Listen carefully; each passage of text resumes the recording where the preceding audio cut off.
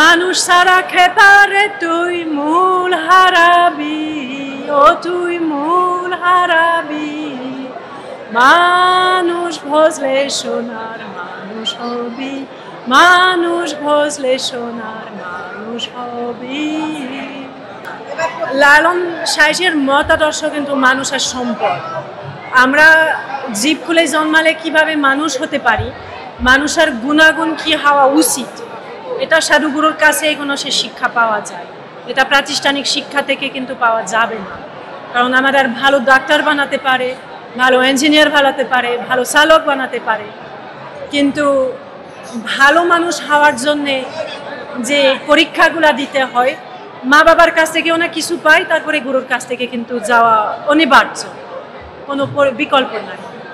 তো এই মতাদর্শ যে রাস্তার কাছে একটা আশ্রয় পেয়েছে, একটা প্রশ্রয় পেয়েছে, আমরা অনেক খুশি এবং অনেক আশাও রাখি যে এর ফলে সাধুগুরুকে মূল্যায়ন করার মতন একটা মন মানসিকতা তৈরি হবে।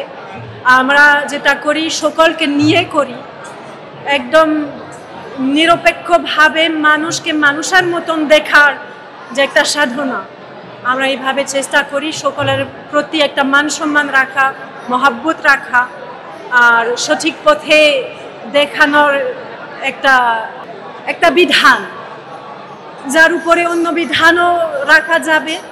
আর সাইজের নাম, সাইজের বাণী, সাইজের মূল শিক্ষাটা যেমন সত্য বল সুপথে চল ওরে আমার মন, সত্যকে জানতে হবে, চিনতে হবে, ধারণ করতে হবে, তবে আমি সত্য মানুষ বাস্তবে হতে পারি।